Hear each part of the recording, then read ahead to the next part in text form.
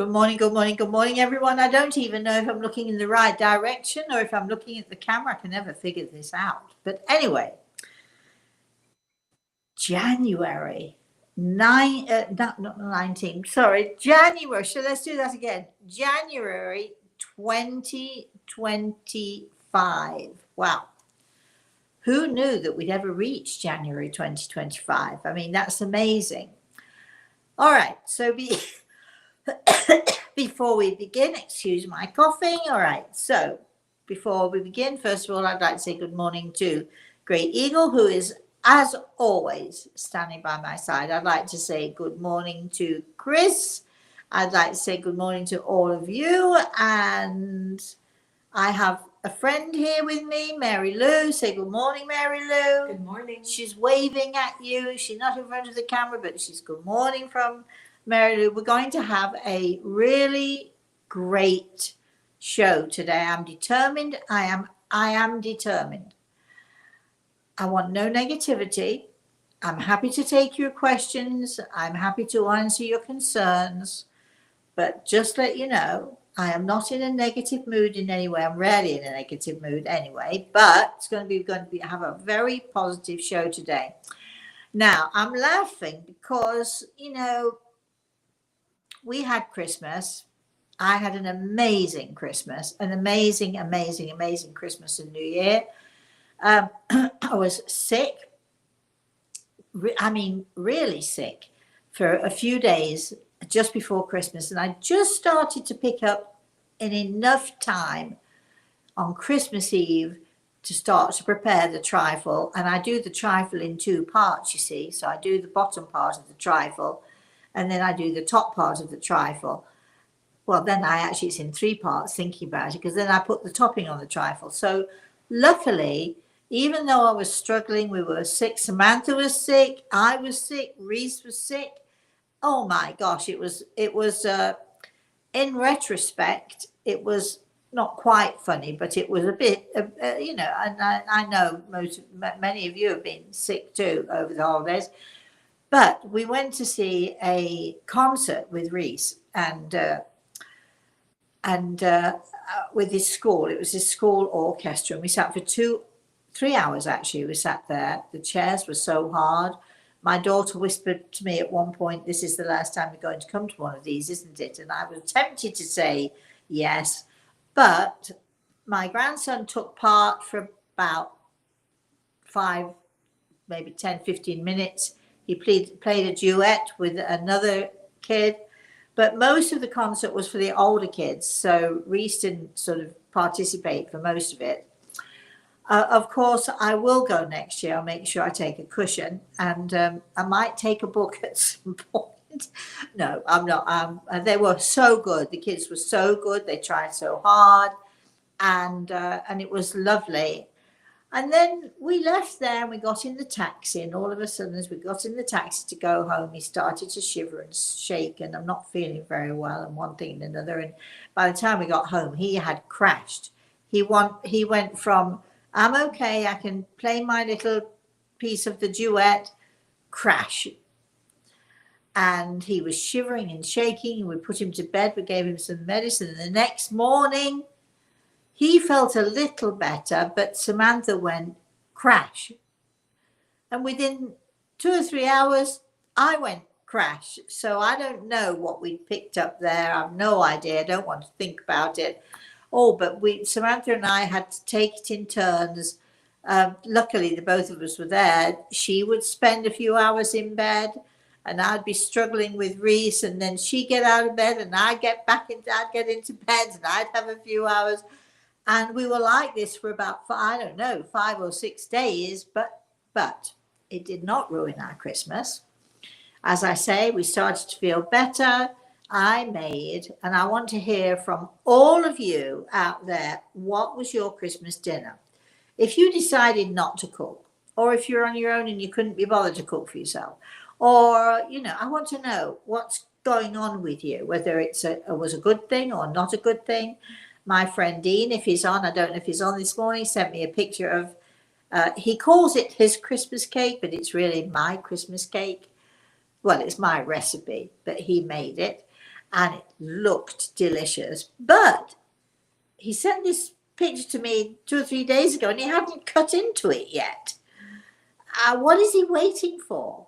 And he said to me, I'm waiting for whatever. And I said, it's cold where you are. It's probably snowing. It's raining. You've got a nice warm fire to sit in front of. Get a nice warm fire. Get the drink of your choice, either a nice port or a brandy or whatever, and cut the cake and sit in front of the fire and eat that Christmas cake.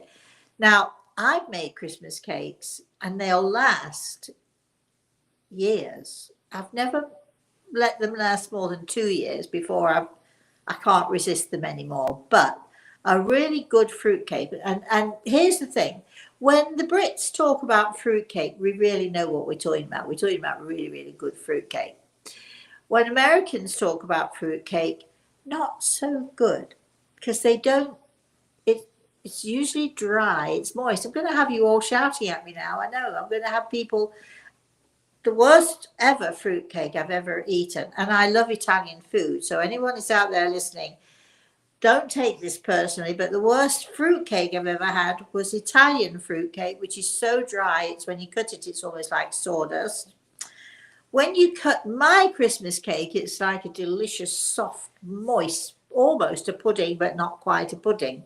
But anyway, and if you want the recipes for these things, please let me know. Right, so we had a great Christmas. I made duck à l'orange, beautiful, beautiful, crispy skin, delicious tender duck. Oh, and of course my very famous orange sauce, which is actually a friend of mine who's a chef, Moroccan guy who's a chef, gave me the recipe for this delicious sauce, and it's, oh gosh, it's so good. But anyway, I want to know all this good stuff, and I want to know, what you did that was fun, or what you did that was meaningful, or what you did that inspired you, or who you spoke to, who you felt good about speaking to. So get all of this information ready for me, because I'm handing it over to you all. So get ready with your questions. We do have a question from a lovely lady in Australia who it's for them it's the middle of the night. I think she still watches the show, but I think she has to get up in the middle of the night, but she's obviously too tired or unable to text in her questions. So she's got 2 questions she sent into the office. Chris, let's start with those. If you have them at hand, if we can start with those couple of questions, and then also, wait, New Year's resolutions. Did any of you make any? Did any of you bother to make any? Because, New Year's resolutions, we have such good intentions, don't we? And then, and then we don't. And then we don't follow through because it's too hard. Chris. All right. So the question that came into the office was from Karen in Australia. She Hi, asked, if people that have passed over keep aging, when do they stop aging?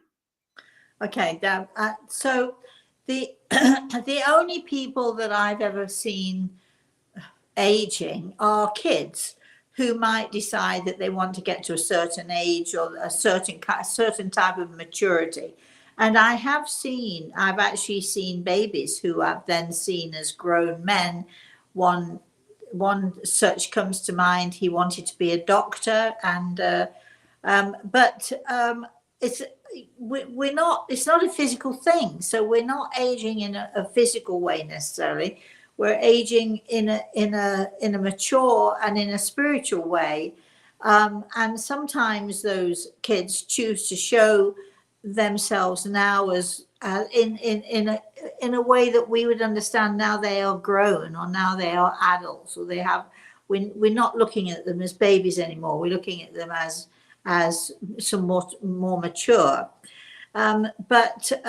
So aging, let me tell you, I can assure you, if it's at all possible, I'm going to go back a bit. I'm going to get rid of all these wrinkles and all this baggy skin and so on.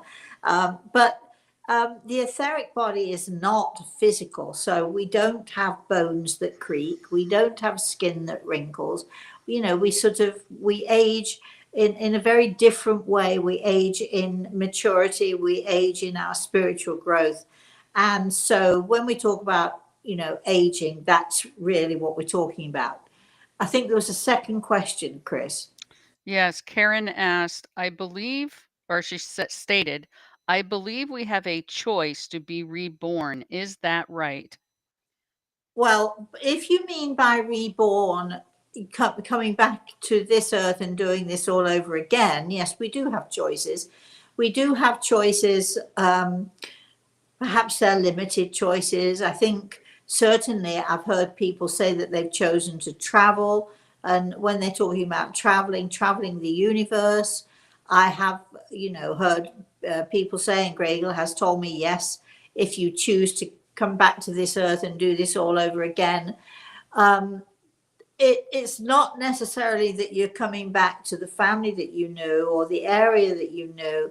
I think when people choose to come back to this earth, they probably come back because they may feel that they haven't learned enough, or they want to have a different experience, or maybe a more intense experience. Or so yes, we do choose. We are given choices as to where we might want to go next at some point in our learning process. So okay, Chris. So Karen, I hope that's, I bet you it's given you more questions than answers, but anyway, thank you for your support, and thank you for writing in. We really appreciate it.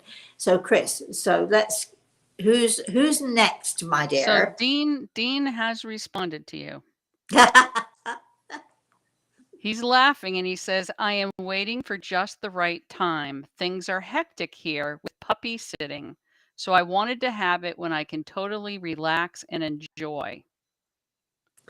And Well, I do see that, but when you wrote to me and you showed me the cake, which was good, by the way, I'm not sure about the almond flour thing. I didn't much care for that. I do ground, very, very finely ground almonds. In England, you can buy very fine ground almonds. Here in the States, I've never, unless you want to pay a fortune, I've never seen it. But I have a machine that literally grinds down, not quite to a powder, but almost. But I like that when I'm making my marzipan, I like that nutty feel to it. So when you said almond flour, I was curious about it, but I personally would not do that. But I bet the cake's delicious anyway. And if you're busy, and you're puppy sitting and you this, that seems to me that at the end of the day, when you finally can, sit down for 5 minutes before you go to bed, seems to me that Christmas cake, I wouldn't last long in my house, I can tell you. Anyway, good for you. You're sort of, your willpower is, better than mine would be. Okay, Chris, keep well, going. he continued saying, my mother and I would always have clam chowder for Christmas Eve. I Oh, made it in her honor and added 2 cans of oysters. Mm-mm-mm. very nice. Very nice. Yeah, my neighbor invited me over for oysters the other day. We went to this amazing Asian store. He got these huge oysters, and they were still in the shell, so we had to, twist them out. And he called me and he said, "Do you like oysters?" I said, "I love oysters." And he said, "Okay, then come on over." And they were raw. He eats them raw. I like them. I like my oysters deep fried, very quickly in and out. But I do remember having an experience once with oysters. I was with my friend Kay in England, from Hong Kong. Kay, we'll call her, because I've got two friends, Kay. And I can remember we were in this Asian restaurant, actually, and there are fried oysters on the menu, which we absolutely loved. And I'm sitting there, and we're talking, we're chatting, and all of a sudden I started to feel very weird, and I actually wondered if am I having a stroke or something, because first of all, my one cheek and then the other cheek, started to feel numb and pins and needles, and then it traveled down my face, and then it actually went into my neck. And at some point I said to Kay, you know, something weird is happening here. And obviously I'd had a reaction to the oysters. Now I've eaten oysters lots of times. I've only had that reaction one time, but I know that lots of people are allergic to shellfish. I hope I never get to the point where I can't eat shellfish, because I do love shellfish. But yeah, raw is not good for me, but I love them in a soup. So, oh, that's salad. Send me the recipe, please, Dean. Right, go ahead, keep going. All right. Mark said I had prime rib and I spent the time with wonderful friends. Prime rib. Oh, yes. When I was with Samantha, we were cleaning out her freezer, and in the back of the freezer there was a nice big. Well, it was a 3 pound piece of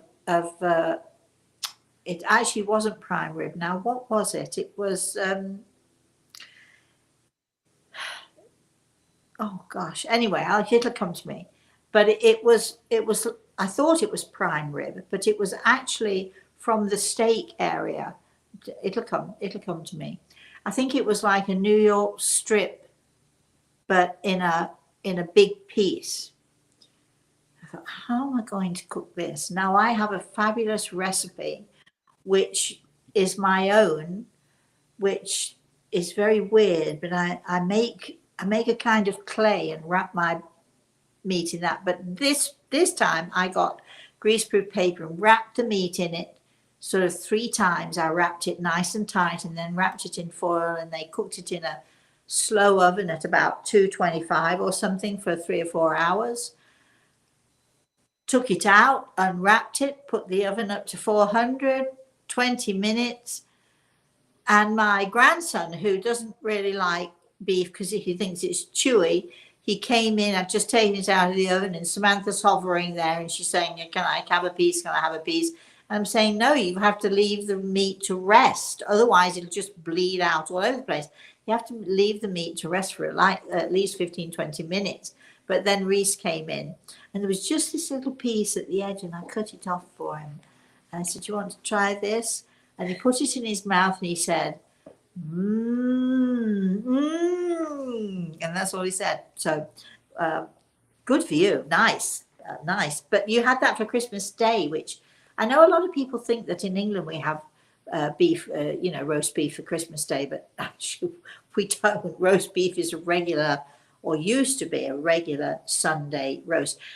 I'm going to ask this question of you all. Do you find, is it because I'm so old now? I'm at least 150 years old at this moment in time. But when I was in my 70s, just kidding. Okay, here's what I think. I think that when I was younger, we made dinner. We made dinner. I made dinner every day. But on Sundays in England, Sundays is that day where all the family sits together, and we usually have, what I used to do is roast beef one day, roast chicken the next week, roast pork the next, the roast lamb the next, and we'd sort of switch it up. But we always did the roast potatoes and the Yorkshire pudding. And by the way, I made Yorkshire pudding with my beef this time, which was also yummy. And we used to cook, but it's odd because there are so many people who don't cook anymore. There's so many ways to get, they have ready-made meals, and you can go to the supermarket, and they're very often very inexpensive, and they're really good, and so nobody seems to want to cook anymore. Is that what you're finding? Is cooking going out of fashion, do we think? Even though the cooking shows are really popular, I just wonder, is cooking going out of fashion? I mean, do younger people think they don't want to spend the time in the kitchen? Is that what's going on? Chris? Rhonda says we had chili, relleno, tamales, and nachos. I get a little Wow. bored with turkey every year, so I do a Mexican fiesta to celebrate the birth of Jesus. Nice. Oh, I like that. That's so nice. Yes, very nice. I don't know what most of that is, but I know what tamales are, of course. But the Mexican something, chili something or another, yeah, sounds good. As long as it's you. Mary Lou is putting her hand up. Yes, dear. I was going to say we started a new tradition a few years back, and we have snow crab and fettuccine alfredo now on Christmas because it's easy and delicious. It's easy, but right? it's easy. Yeah. I don't know if did you hear that, Chris? Snow crab and Alfredo. Snow crab legs. Snow crab legs. They're those huge, great things, and they come in clusters, and fettuccine alfredo. Yeah. So sounds yummy. I've actually had it, not at Christmas Day, but I've actually had that meal at your But they do it every Christmas Day, and yeah, very nice. So okay, keep going. Lorraine says, I spent it with my daughter, son-in-law, and my grand puppy. She made us a delicious meal, and it was a very festive time. Oh, sounds good to me. Sounds good. Nobody's mentioned drink yet. Just saying. Just saying. Of course, I'm a brandy girl, and I like vodka too. Making myself. No, I was not drunk. No, I was not tipsy. No, I know exactly how much to drink. But I do like a really good, cognac from time to time. Chris. Vicky says, my child has been gone 11 years. My other child is celebrating a major milestone. Is my child in spirit aware and happy? I'm looking to Grey Eagle for the answer to that one, and the answer is yes, and visits often. So there you have it. Chris, keep going. Pat says, my mother had 3 miscarriages. Did these souls grow up in heaven? I would like to say yes to you. I think that, I had several miscarriages myself before I had Samantha. And my understanding from Grey Eagle is this. My understanding is that there are some souls who come to this earth and they want the experience of what it's like to be connected to someone in a physical body. They want to have that experience of being connected to that person. They want the experience of knowing and understanding a little part of what this earth of ours is about, but they have chosen not to stay for whatever reason. And then there are some souls who want that experience. They want the experience of the womb. They want the experience of the connection with the person who is carrying them, with the mother who is carrying them. They, for whatever reason, it's a learning and a growing process. But they decide that they only want to do this for a certain time, which is why sometimes we get babies who are stillborn. We get babies who only don't manage to go full term. But there is always, with these souls, there is always a learning process, and there is always a reason why they choose to do this. And very often the selection of who they're going to have this experience with is very important as well, because they obviously want to connect with someone who is, let's say, who can teach them something, or who they can learn something from simply by being in the womb. So nothing is wasted here. No soul has an experience, no matter how short that experience or how long that experience is. No soul comes here for no good reason. So now, have they grown? Have they become older, wiser? It depends again on the choice of that individual soul. So although it's very easy to say, for me to say, oh yes, those souls have grown, it depends on, it's their choice, and unless I am one-on-one with that person, or unless Grey Eagle is able to help me to to describe what went on with them or what their choices were, um, unfortunately you're not necessarily going to get any great answers here as to whether or not they have grown. But I want you to understand that there was a purpose in them coming. There was a purpose in them choosing, in this case, your mother. In my case, me. There was a purpose in that. And there is a purpose for every soul who even might only glimpse a moment of being on this earth and experiencing this earth plane. We may never know their purpose. That is for them to know and not necessarily for us to know. So it's a complicated issue, but you know, I remember how devastated I was throughout my several miscarriages, how tough it was, how hard it was sometimes. Some were worse than others. Some were older in the womb than others. But there's never a moment when a soul is wasted, or when the experience that they have is wasted, because through us they're able to get whatever the experience is that they're looking for. Okay, Chris.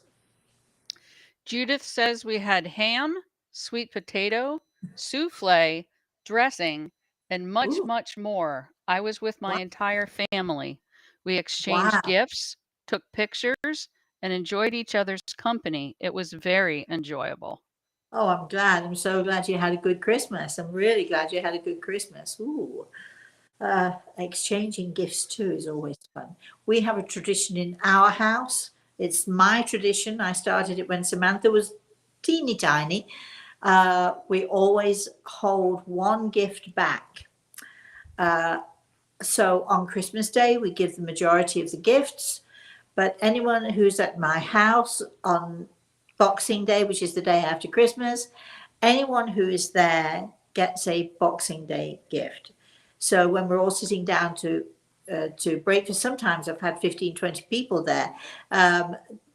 Don't think I'm buying fancy gifts for everybody, but I do wrap them, because everyone who is at my house, or wakes up in my house, I should say, not comes later, but everyone who wakes up on Boxing Day in my house gets a gift. It might be a little packet of M&Ms, or it might be a chocolate or something like that, but everyone gets a gift. And I always save a special gift for Reese and a special gift for Samantha for Boxing Day.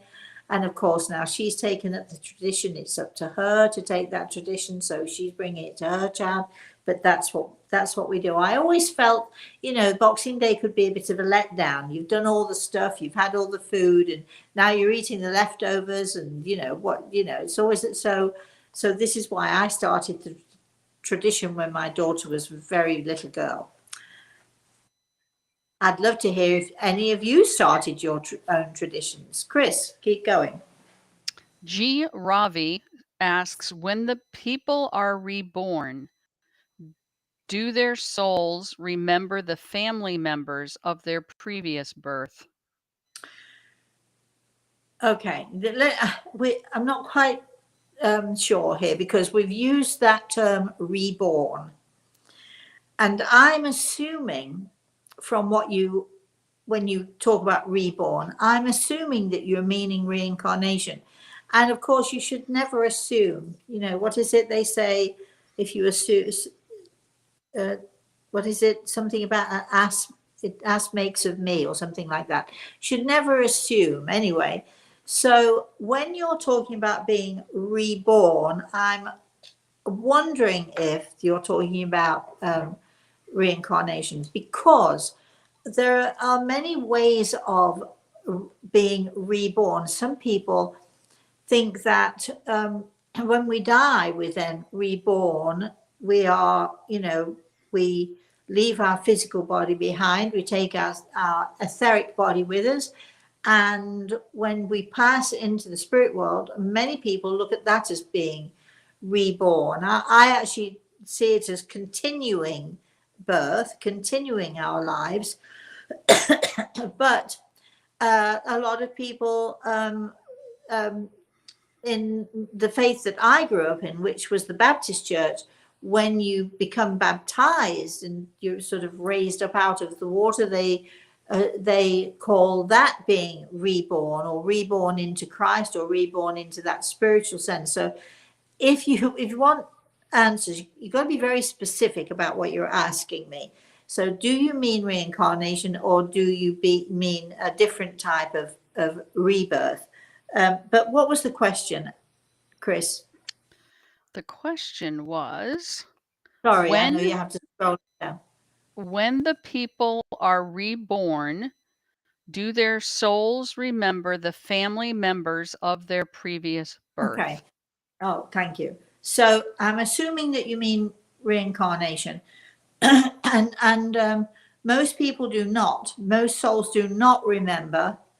But there have been instances, quite curiosities actually, of certain people who, for instance, there was a boy in India.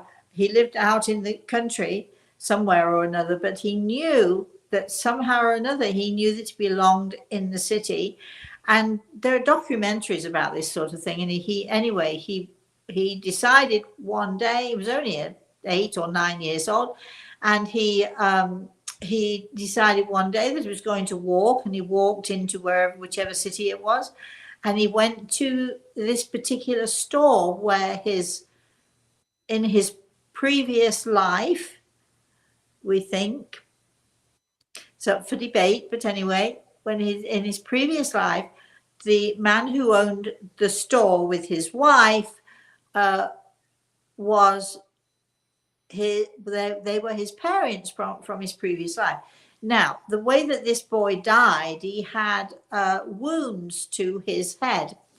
And when they investigated, this boy who lived right out in the middle of the countryside with no education, no nothing at all, when they actually shaved his head, they found, you might call them birthmarks, or you might call them scars, whatever, but they found marks consistent with what had happened to this child who had died in a previous life.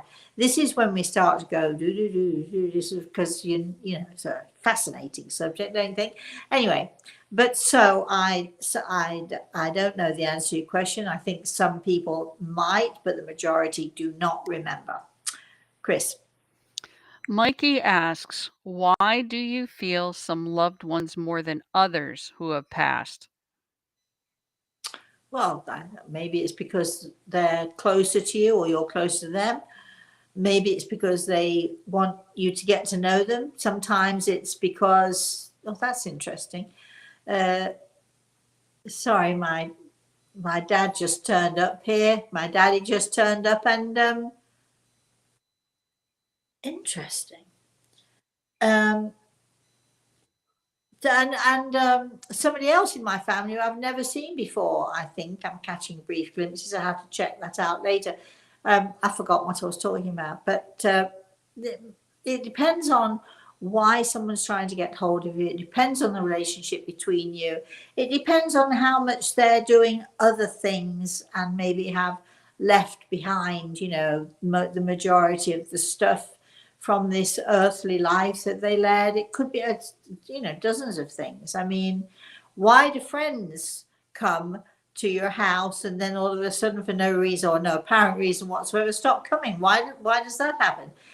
Who knows? Lots of different reasons, Maggie. So sorry, I'm not going to be much help with that question, Chris. All right, Annika says, my children came on Christmas Eve. We had pork tenderloin with sauce and roasted nice. potatoes and greens. We had a bûche de Noël from our French patisserie, and I made quartart sour cream cake. I never heard of that. Kwartaart. Is it a Swedish cake? Sounds like a Swedish cake. I want the recipe anyway. Remember, when I tell you I want the recipe, I want the recipe. I want to know it's because it sounds good. Whatever it is, it sounds good.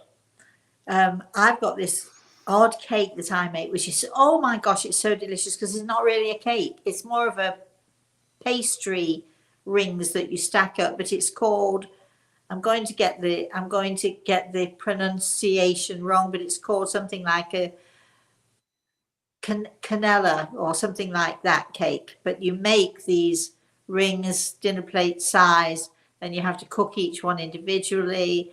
Then they become very fine and crispy. Then you make almond cream. Yes. Oh, I have to make that. I've not made that for ages. You need a big kitchen for it because you've got 8 of these very delicate, easily breakable sort of pastry rings. I can't remember now how you make. Anyway, want the recipe? I've got a cookbook out there if you want to know all about it. There it is. I think it's in there. I think the recipe is in there. Keep going. Oh, food. We're loving it. I'm loving it. We're talking about what wonderful times people had, and it's all so far very positive, very, very good, and I'm loving every minute of it. What about you, Mary Lou? Yes. I love to know. You see, I know you're all fascinated with me, and I know that I'm a fascinating and beautiful and incredibly smart and very wise and all of that stuff, right? That people, think that stuff. But it's only stuff at the end of the day. But I want to know about all of you. I love to know about people who follow me. I love to know about what your lives are like. I love to know, I love to know, yes, I get to learn the negative stuff. I get to know about the tears and the pain, and I'm not making less of that by any means, not by any means. But life is a mix of both of those things. Life is a mix of pain and hurt and tears, plus we have those fabulous moments of joy, a new baby being put into our arms, or a child sort of who you don't even know, who just gives you that beaming smile just because you're in a grocery store and he looks at you and he likes what he sees or whatever. There are lots of moments of joy and happiness as well, and I think we should focus on the positives. There's so much going on in this world. We've got the fires in California. We're still people in Florida still after months and months homeless. They have, what are they doing for Christmas? Where are they going for Christmas? They're homeless. They've lost their homes. I mean, anywhere in the world you look, take a world map and put a pin in it to see where the disasters are, and before you know it, you're going to have pins all over the place. And it, we want to help, and we want to ease people. We want to ease their minds and so on. And one of the ways I firmly believe that we can ease pain, whether it's our own or whether it's somebody else's, one of the best ways to ease our pain is to find laughter or a little bit of joy or a little bit of happiness that we can hold on to, so that we've got the memories of the good things in our lives. Because, there's this saying, God never gives us anything that, that we can't handle. And, I don't know even who said that. I mean, who actually told us that? I don't know where that quote comes from. But it's true in a way. We eat despite ourselves, sometimes despite not wanting to get up in the morning because we're so devastated, despite not wanting to breathe. We breathe, and every breath might be a painful breath, but somehow or another, the majority of us survive the pain and the tears. And one of those ways, I mean, I can remember being in Canada, and we had several thousand people in the audience, and the people who'd organized it had only got me for an hour, and the audience went ballistic, and I said, I'm going till I stop. And so anyway, that was a whole other thing. But during that, so many people cried, so much pain, so much agony, so many people who had lost their children, So many people desperate for some small word of comfort. But also we laughed, and you know, there was one point where everybody was running out of tissues, and some woman said, I brought some toilet rolls because I've been to Rosemary before and I know what it is. And the whole audience laughed and so on. And there was laughter and there was joy mixed in there as well. And every time I was able to bring a child to its parents, there was joy in there. There were tears in there. There was pain in there, but there was joy in there as well. And I remember a lady, you know, wrote to me and she said, how could you, with all the pain and the heartache and the hurt, how could you laugh? She said, I'm so disappointed in you, Rosemary. How could you laugh? And I felt so much pain for this woman. And I wanted to say, how could we not laugh amongst the pain and the tears and the heartache?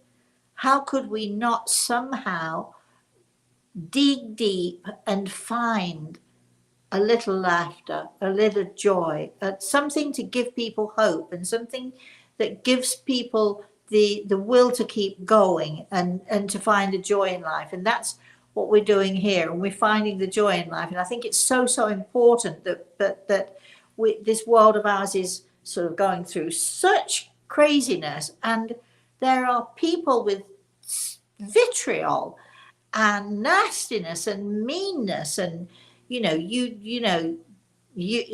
one of those, and well, you're one of those, and all of this awful negativity and spite and vitriol because other people don't believe what they believe.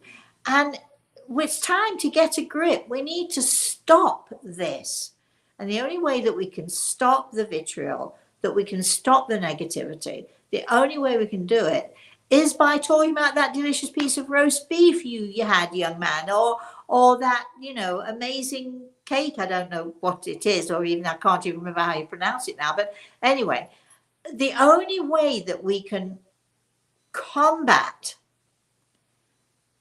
the devastation of this world is to force joy and to force those wonderful memories that we have, and to remember that life is a gift to us. As difficult as it might be for us to live this life, it is a gift. And so this morning is about appreciating the gift, even if it's only talking about the delicious roasted. What did I make? I made a cauliflower puree. Oh, it was so good. The roast potatoes, my daughter ruined them. She put them on the wrong shelf in the oven, and she has a really horrible oven.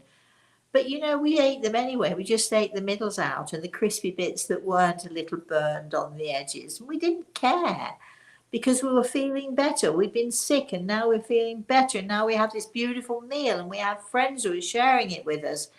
So I want you all, and all of you are in pain, and all of you have got these questions, and all of you are devastated about something or another, whatever it is. I want you all, even if it's only for today, even if it's only for this hour in this show, I want you to find something that you can smile about, even if it's only a small smile, because it's the positive, the smiles, the finding the joy, the memories that we have of joyful times, the hope that we have.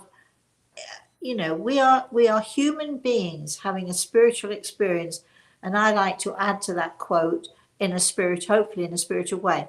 So positivity and joy, and if you have a recipe for good gravy, give it to me. I want to know what you love. When I gave this little piece of beef to my grandson, he's standing in the kitchen, and I give it to him, and he looks at it, and then I go, pop it in your mouth, see. And his eyes closed.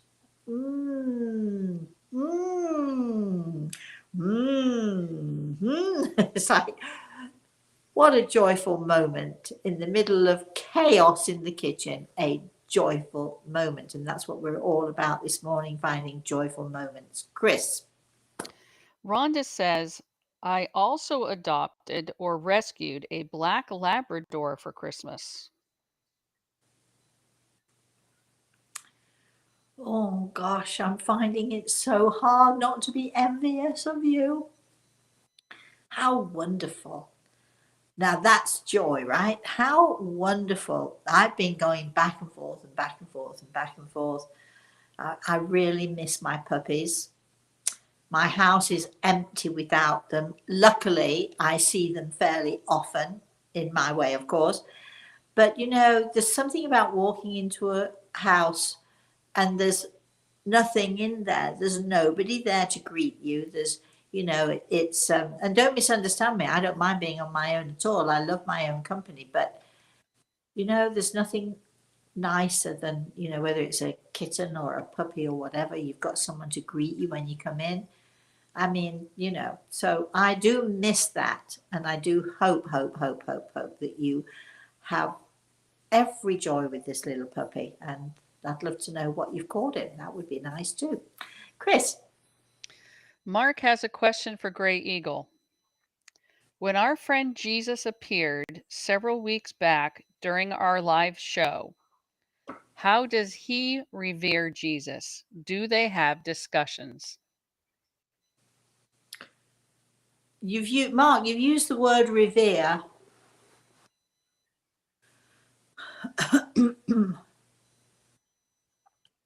I would use the word respect.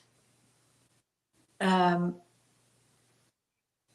wouldn't, neither of them would have been there had they not respected and understood each other.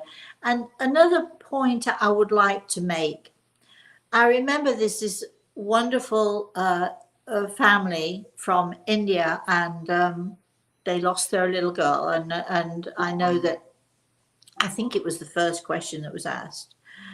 And I do recall, of course, afterwards, not necessarily knowing or understanding as this is happening, but I can remember Christ saying, she is with us. And one of my questions, because, you know, I have lots of questions, is that, you know, what if they are not Christian? Let's say, what if they're Hindu, or what if they're Buddhist, or, you know, whatever?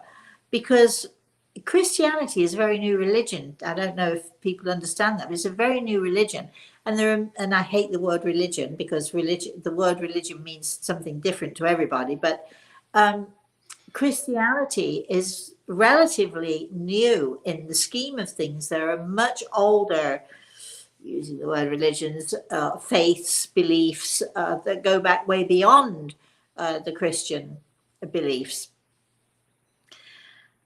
So my question, my curiosity afterwards was, what if, you know, but what if those people, you know, Christ said she is with us. And then it occurred to me, and sort of talking to Grey Eagle about it, when you're told your loved ones, they are with us, he's not saying, Christ is not saying in that moment he is with us, the Christians of the world, or you know, of the universe. He's saying she is with us. She is in the light. She is with us. Those of us who have faith, those of us who are within that God force. So I don't think it matters whether you're a Christian or whether you're a Buddhist or whether you're whatever it is. It does not matter.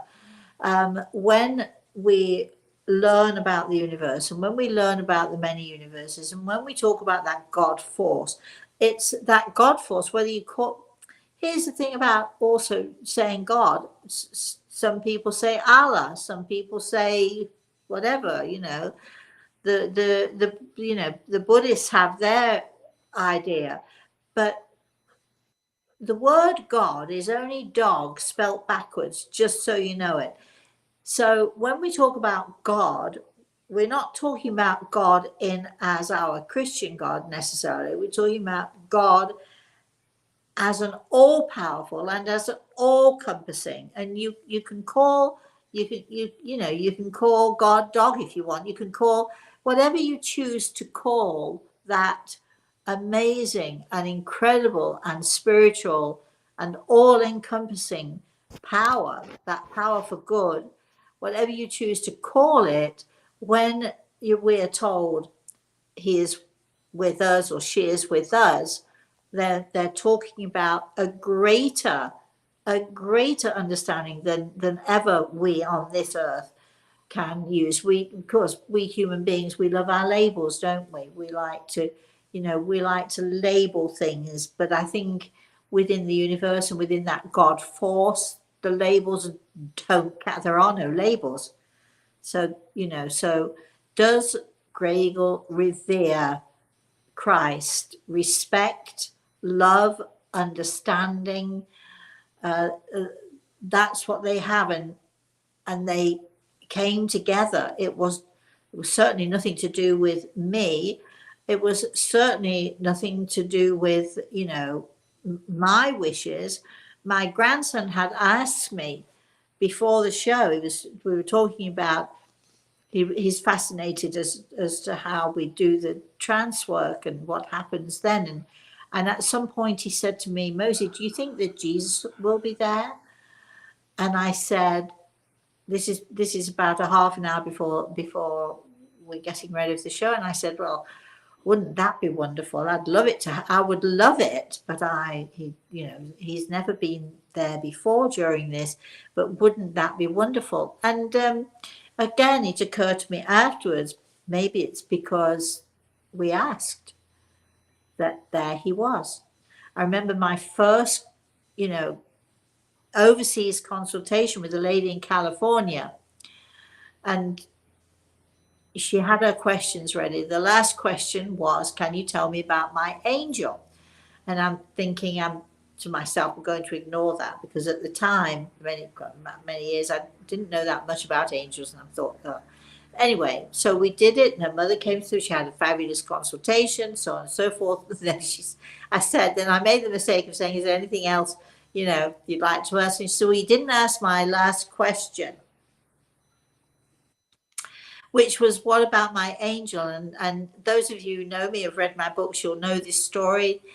Suddenly I saw in my little study in England a lady, sort of very ordinary looking. She was short, she was slightly on the plump side, nice smiling face, and she's looking at me, and she told me her name, and the woman sort of in California had no idea who this person was. But as this lady was talking to me, she was also turning, and as she turned, to my absolute shock,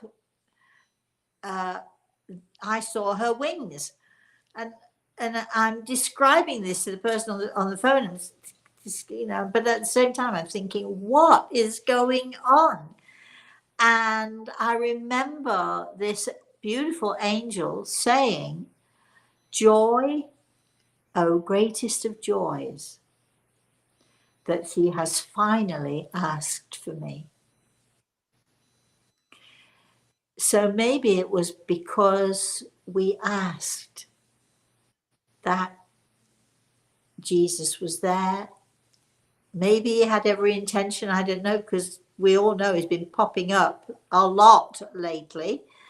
And I think that one of the reasons that, we had that is because the world is in absolute chaos. Everybody thinks the world's coming to an end because of all sorts of things that are happening. And I think his coming to us was a way of saying, we've got you. Stop worrying about it. We've got you. We're here. Have faith. Chris. Penelope wants to know, what do you know about UFOs and extraterrestrials? Oh gosh, no. I love you, and I love the fact that you've asked the question, but we can't go down that road today, because what do I know? So little, so very little. but I have had my own experience in the desert in Arizona, in this wonderful house I stayed at. It was like a big white dome house on the edge of Phoenix. Those of you who know Phoenix will know the house I'm talking about, and we were invited to stay there with the person who owned it. And it was the middle of the night, and we were like in the middle of the desert.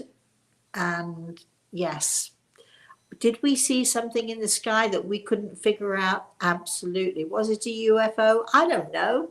An unidentified flying object. So it was definitely unidentified to us. It did seem to be flying. It was an object. So I guess I saw a UFO, if you want to put it that way. But I don't know so much about all of the other stuff. Chris. All right. G. Ravi says, thanks for the reply you'd answered earlier. I was asking about continuation of the question from Karen of Australia. When the Right. soul, say our loved ones, taking the next birth, will the soul be able to still connect with us? Yes, I think. We need more time. Okay, thank you, darling. Keep going, Chris. Jenny says, you helped change my sorrow when I lost my granny. She raised me. My adopted mom prevented me from even talking to her in her Ooh, deathbed. So she's okay. just stumbled upon you again and has read your books. And she's very happy to know that you're now on YouTube. Jenny, I've been on YouTube for a long time. I love the fact that you've stumbled. You might want to think that maybe your grandmother gave you a push, because that's how I like to think of it. So please, keep joining us and keep sharing with us. We love having you. Chris. Rhonda says the adopted rescued dog is named Milo. She says, I'm 64 and had decided we would not have any more animals at this age. But Yeah. thus the big boy needed to be rescued and kind of landed in our lap, and we adore him. Well, give Milo a whisper in his ear, would you? Say Rosemary says hi, because he'll know what's what. And how nice that you were there to rescue him. I feel that, what the reason that I don't have another dog is because, what happens if I go before he goes, or because it would be a boy, what happens if I go before he goes, and then Samantha would end up with a dog that she probably doesn't want. And so I just feel if I can't be 100% committed, that I just, as much as I would like it, I just can't do it. I've had people offer, oh, I'll get you a dog. Let me buy you a dog. No, thank you, because I choose my own. If there's ever a moment in time when another puppy comes into my life here, it's because God will have placed him in my arms. So, but other than that, I'm certainly not going to go out looking, that's for sure. And as lonely as it is without my puppies, I have all of mine surrounding me. I know that. So, but well, good for you. And I'm sure that, I understand exactly what you're saying, which is why I don't have a puppy. But, I'm sure that you'll have some place for that puppy if you can't, if, if he outlives you, I'm sure you'll make sure that he's okay. Chris. Okay, last one since we're at 12. Twiggy Leaf Carson says, I got a cake Hey. stand mixer for Christmas and I made the Oh, most delicious banana bread. It was so light and fluffy. She says, I wish I were there. Chris, is there a recording or a way I can see that channeling session? yes, you can. We are going to actually put it up. Unfortunately, we will have to charge a small amount for it because, well, because um, I can't think of a good reason at the moment, but there is a good reason. But we are going to, that's one of the things. Now I'm back in Florida. I just arrived back a few days ago. So now I'm back in Florida.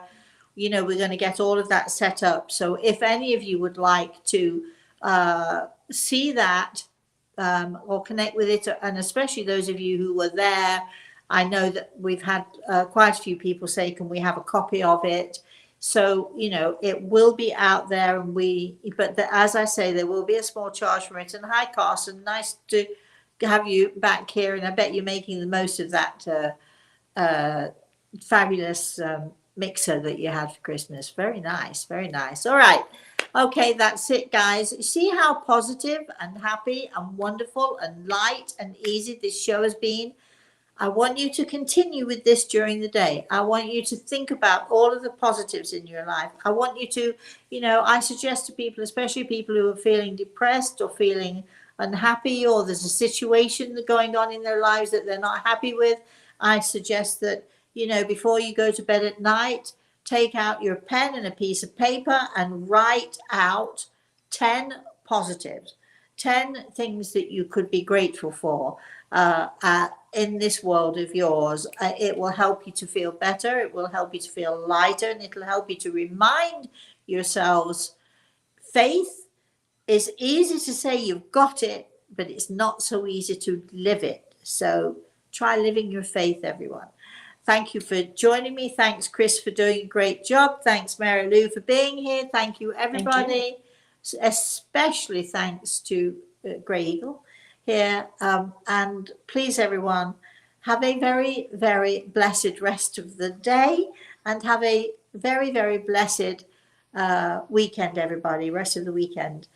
Bye-bye, everyone. Bye-bye.